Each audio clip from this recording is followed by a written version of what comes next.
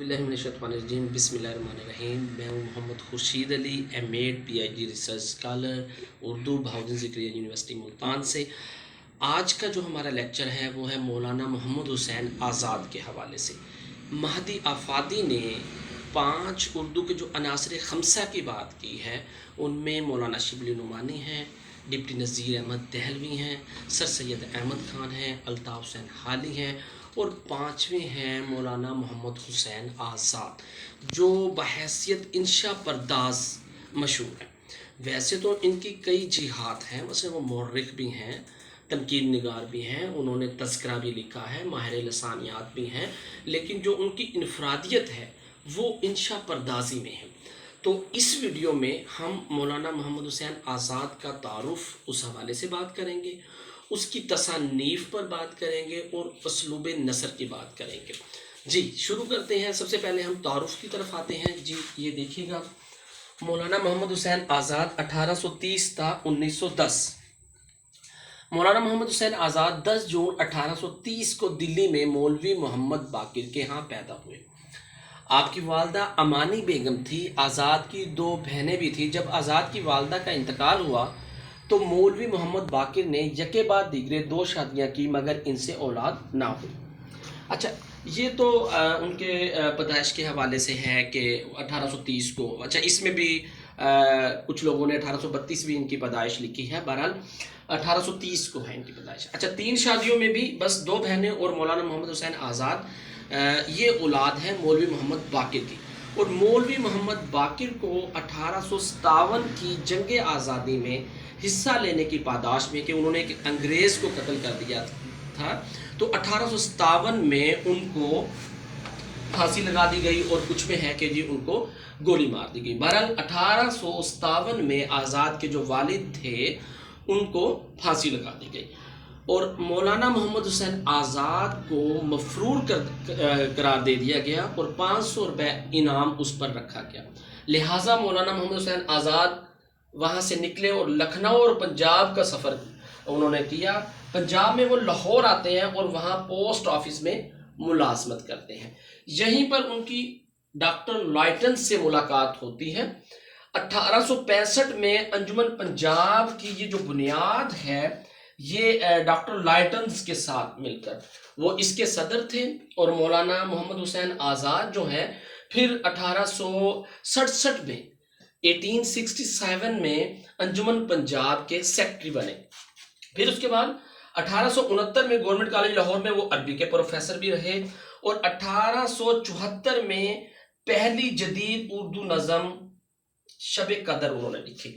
اچھا، یہ جو انجمن پنجاب تھی، اس کے زیر اہتمام مشاعروں کا ایک سلسلہ شروع کیا گیا، جس میں موضوعاتی نظمیں شروع کی تھی، اور اس میں مولانا محمد حسین آزاد نے شب قدر کے نام سے پہلی نظم لکھی تھی۔ اس کے علاوہ صبح امید، حب وطن، خواب امن، داد انصاف بھی ان کی مشہور نظمیں ہیں۔ مثلا یہ 10 مشاعرے ہوئے تھے 1874 میں، اور ان 10 مشاعروں میں بعد میں مولانا الطاف حسین حالی ہیں، ان کی بھی اس میں نظمیں شامل ہیں۔ تو لیکن جو اس کے بانی ہیں وہ ڈاکٹر لائٹنز، اس تحریک کے، اس انجمن کے جو روح رواں تھے، اور مولانا محمد حسین آزاد اس میں بطور سیکرٹری اپنے فرائض سر انجام دے رہے تھے۔ اچھا 1884 میں ان کے گھر میں آگ لگ جاتی ہے، یہ ایک المناک واقعہ ہے، اور ان کی بیٹیاں امت السکینہ اسی سال، آگ والے حادثے میں نہیں لیکن اسی سال ان کی یہ بیٹی بھی وفات پا جاتی ہیں، اور یہ بیٹی ان کو بیٹوں سے بھی زیادہ عزیز تھی۔ یہاں پہ میں نے نیچے کہیں لکھا ہے کہ 14 ان کے بچے تھے، اور ان 14 بچوں میں سے ایک آغا محمد ابراہیم جو ہیں وہ صرف زندہ بچے ہیں، ٹھیک ہے۔ تو بہرحال یہ جو بیٹی ہے یہ ان کو بیٹوں سے بھی زیادہ عزیز تھی، اور اس کا ان کے دماغی بھی ان کی وفات پر اثر ہوا۔ 1887 میں شمس العلماء کا خطاب ملتا ہے ان کو۔ 1888 میں ان کا دماغی مرض جو ہے باقاعدہ شروع ہوتا ہے۔ ہرات کا سفر کرتے ہوئے وہ اونٹ سے بھی گرے تھے، جس کی وجہ سے ان کی کوئی پسلی بھی ٹوٹ گئی تھی، اور دماغ پر بھی چوٹ لگا تھا۔ بہرحال 1888 سے باقاعدہ وہ جو مرض شروع ہوتا ہے، جو مرتے دم تک 20 سال تک وہ جنون کی حالت میں انہوں نے گزارے ہیں۔ 1890 میں وہ ملازمت سے سبکدوش ہوئے، اور 22 جنوری 1910 کو لاہور میں انہوں نے وفات پائی. لاہور میں داتا علی حجویری گنج بخش ہیں، ان کا جو مزار ہے اسی کے ساتھ کربل گام شاہ ہے. اس کربل گام شاہ میں مولانا محمد حسین آزاد کا جو ہے مقبرہ ہے. اور ان کے متعلق حالی کا یہ شعر دیکھیے گا: تاریخی وفات اس کی جو پوچھے کوئی حالی، تاریخی وفات اس کی جو پوچھے کوئی حالی، کہہ دو ہوا خاتمہ اردو کے ادب کا. مطلب 22 جنوری 1910 کو ان کی وفات ہو جاتی ہے. اب ہم بات کرتے ہیں ان کی تصانیف پر. جی پہلی ان کی کتاب ہے قصص ہند، ٹھیک ہے. اس میں مسلمان بادشاہوں کا ذکر ہے اور یہ بھی 1869 میں مکمل ہو چکی تھی، لیکن شائع 1872 میں ہوئی ہے. دوسری ان کی کتاب ہے آب حیات، یہ 1880 میں اردو شعراء کا تذکرہ ہے اور اس کے 5 حصے ہیں. جی یہ اس کو ذرا میں قریب کر کے آپ کو دکھا دوں. 1880 اردو شعراء کا تذکرہ اور اس کے 5 حصے ہیں. یہ میں ذرا آپ کو کتاب بھی دکھا دیتا ہوں. یہ دیکھیے گا، یہ ہے آب حیات اور اس کو جو انہوں نے 5 حصوں میں فہرست ہے. اس کے بعد پہلا دور ہے، پھر دوسرا دور، تیسرا، چوتھا اور پانچواں دور.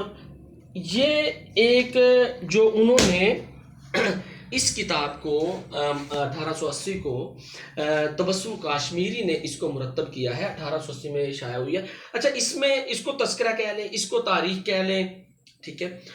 اس میں مختلف شعراء کا تذکرہ ہے، 5 حصے ہیں اور 5 میں مختلف طریقوں سے کیا. اور دوسرا نرنگ خیال 1880 میں، یہ دونوں ان کے سن ایک ہی ہیں، یہ بھی 1880 اور یہ بھی 1880. یہ انگریزی زبان کے مضامین کا ترجمہ ہے اور اس میں 13 مضامین شامل ہیں جو کہ تمثیلی انداز میں ہیں. 7 مضامین 1880 میں جب یہ شائع ہوا اس کا پہلا حصہ، اور دوسرا حصہ 6 مضامین جو کہ 1923 میں ان کی وفات کے بھی بعد شائع ہو، کیونکہ 1910 میں ان کی وفات ہو گئی تھی.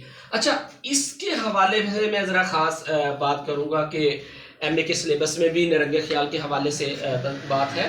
تو اس کے ماخذ کے بارے میں کہ جانسن، ایڈیسن اور سٹیل، یہ جو انگریز ادیب تھے، ان کے جو مضامین تھے ان کو دیکھ کر ان کا بلکہ ترجمہ کیا ہے انہوں نے.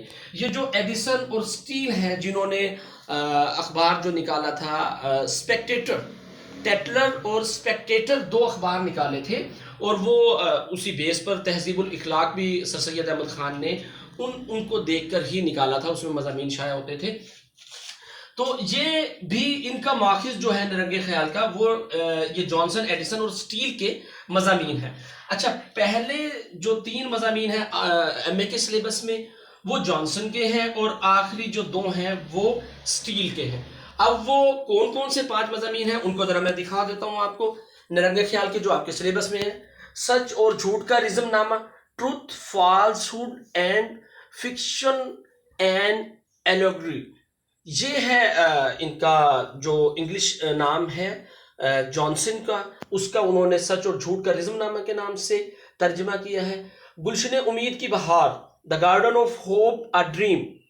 پھر تیسرا ہے سیر زندگی، دا ویج آف لائف. چوتھا ہے انسان کسی حال میں خوش نہیں رہتا، the endeavour of mankind to get rid on their blindness. شہرت عام اور بقائے دوام کا دربار، the vision of the table of fame. یہ 5 جو مضامین ہیں، اس کو اگر ہم نمبر دے لیں 1 2 جو آپ کے سلیبس میں ہیں، 3 4 اور 5، یہ اصل میں انہی کا ترجمہ ہے جو کہ جانسن اور سٹیل کے مضامین ہیں. اچھا اس پہ مزید بھی بات کر لیں گے. دیوان ذوق، یہ ان کے استاد بھی تھے ابراہیم ذوق. ان کا انہوں نے 1888 میں اس کو ترتیب بھی دیا ہے اور اس کی تدوین بھی کی ہے. دربار اکبری 1898 میں جلال الدین اکبر کے دربار کے حالات اور اس وقت کے جو امراء تھے ان کے بارے میں اس میں لکھا ہے.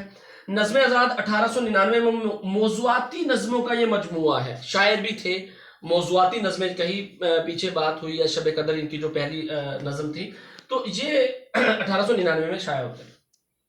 سخندان فارس 1907 میں یہ طلبہ کے لیے 11 لیکچروں کا ایک مجموعہ ہے سخندان فارس.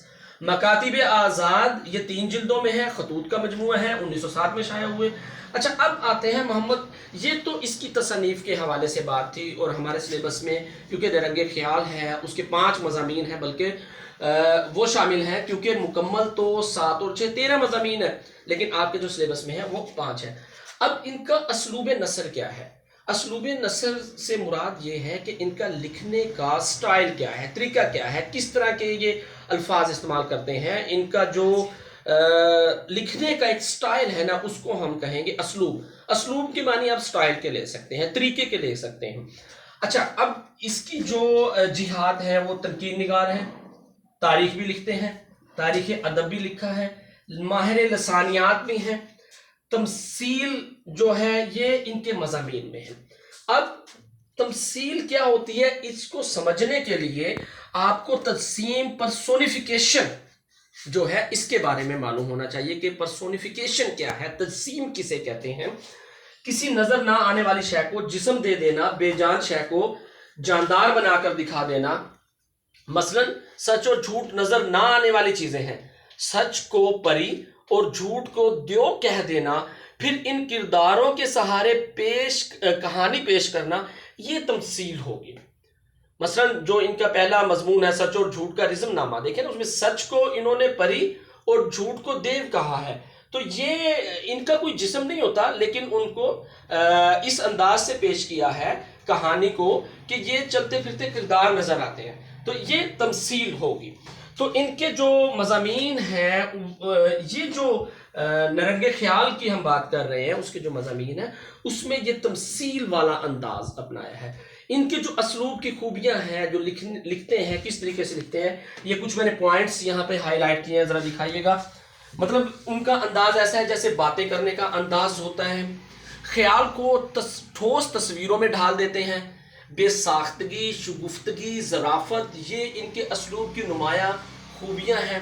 تشبیہ و استعارے کا استعمال کرتے ہیں، مختلف سندوں کا استعمال کرتے ہیں، سند تعلیل ہے، سند ابہام ہے، مطلب یہ ان کا طریقہ کار ہے۔ پیکر تراشی کا امتحان رجحان ہے، مرقع نگاری۔ آزاد کی جو زبان ہے اس میں آپ دیکھیں عربی کے الفاظ آپ کو نہیں ملیں گے، انگریزی کے الفاظ آپ کو نہیں ملیں گے، جبکہ ہندی کے الفاظ آپ کو اس میں مل جائیں گے ان کی نثر میں۔ اور دوسرا شیریں اور شائستہ الفاظ کا استعمال کرتے ہیں، ایسے لگتا ہے کہ جیسے موسیقیت ہوتی ہے، جیسے ترنم ہوتا ہے، بیانیہ نثر ہے ان کی جو ہے۔ تو یہ ان کے اسلوب کی کچھ نمایاں خوبیاں ہیں جو کہ نثر لکھتے ہوئے یہ استعمال کرتے ہیں۔ ان کی نثر کے حوالے سے مختلف محققین نے جو مختلف آراء پیش کی ہیں، اس میں سے چیدہ کچھ میں 2-4 آپ کو دکھا دیتا ہوں۔ مثلا تاریخ ادب اردو سے رام بابو سکسینہ، ان کے متعلق نرنگ خیال کے متعلق یہ جو رائے ہے، یہ نرنگ خیال کے جو مضامین ہیں ان کے متعلق ہے، یہ والی رائے۔ جی یہ دکھائیے گا ذرا۔ یہ ایک جدید رنگ کی کتاب ہے جس میں خیالی انسانوں اور خواب وغیرہ کے پردے میں اخلاقی نتائج نکالے ہیں، رام بابو سکسینہ کہتے ہیں۔ اچھا جی، وہ شاید جس نے اردو ادب میں انہیں حیات جاوداں عطا کی، ان کا اسلوب نگارش ہے، اردو نثر کا تنقیدی مطالعہ از ڈاکٹر سنبل نگار، صفحہ 299 پر آپ ان کے بارے میں یہ لکھتی ہیں۔ اور اسی طریقے سے ڈاکٹر سلام سندھیلوی نے لکھا ہے کہ خالص انشاء پردازی کی بنیاد آزاد ہی نے ڈالی ہے، آزاد انشاء پرداز پہلے ہیں اور نقاد مورخ اور محقق بعد میں۔ ڈاکٹر سلام سندھیلوی مولانا محمد حسین آزاد کی انشاء پردازی ماشمولہ اردو نثر کا اسلوبیاتی مطالعہ، کتاب یہ ہے جس کو ڈاکٹر عقیلہ جوید نے مرتب کیا ہے، اس میں مختلف مضامین ہیں، اسی میں سے یہ ایک مضمون میں سے میں نے کوٹیشن نکالی ہے۔ مہدی افادی کو آقائے اردو کا لفظ ان کو استعمال کیا جاتا ہے ان کے لیے، یعنی پروفیسر آزاد صرف انشاء پرداز ہے جن کو کسی اور سہارے کی ضرورت نہیں۔ مہدی افادی نے جو عناصر خمسہ کی ترکیب استعمال کی ہے اور اس میں سب کے متعلق لکھا ہے، اس میں یہ آزاد کو اس طریقے سے خراج عقیدت پیش کرتے ہیں۔ اچھا اسی میں سے ایک اور دیکھیے گا، آب حیات کا تعلق شاعری سے ہے اور نرنگ خیال کا تعلق انشاء پردازی سے ہے۔ نرنگ خیال میں انہوں نے خیالات کی نرنگی دکھائی ہے، دراصل نرنگ خیال آزاد کی انشاء پردازی کا بہترین نمونہ ہے۔ اس میں ان کی انشاء پردازی معجزے کی حد تک پہنچ گئی ہے۔ یہ بھی محمد حسین آزاد کی انشاء پردازی جو ڈاکٹر سلام سندھیلوی نے ان کے متعلق مضمون لکھا ہے اس میں سے لیا گیا ہے. پھر اس کے بعد آگے ان کے اسلوب پر بات ہے. آزاد کا اسلوب ان کی شخصیت کا آئینہ دار ہے. نورینہ تحریم بابر جو ہے وہ کہتی ہیں. پھر علمی الفاظ میں روزمرہ کا چٹخارا پیدا کرنے اور سیدھے سیدھے روزمرہ کو علمی مرتبہ عطا کرنے کا کمال صرف اس سے آتا ہے، سید وقار عظیم نے ان کے متعلق کہا ہے. تو یہ مختلف محققین کی، مختلف ادیبوں کی ان کے اسلوب نثر کے حوالے سے مختلف کوٹیشنز ہیں جو میں نے شارٹ کر کے نکالی. اچھا، اس میں آپ دیکھیں اس کے تعارف کا کچھ نہ کچھ آپ کو آئیڈیا ہو گیا، اس کی تصانیف کے بارے میں ہو گیا. خاص طور پر نرگ خیال پہ ہم نے دیکھا کہ 5 مضامین اور ان میں کیا بات ہوئی ہے. ان مضامین کا اگر خلاصہ کریں تو وہ پھر لمبے اس میں چلے جائیں گے. اب اگر آپ مزید اس کے بارے میں معلومات اور وہ چیزیں دیکھنا چاہتے ہیں تو یہ 4-5 میں نے کتابیں یہاں پر ہائی لائٹ کی ہیں.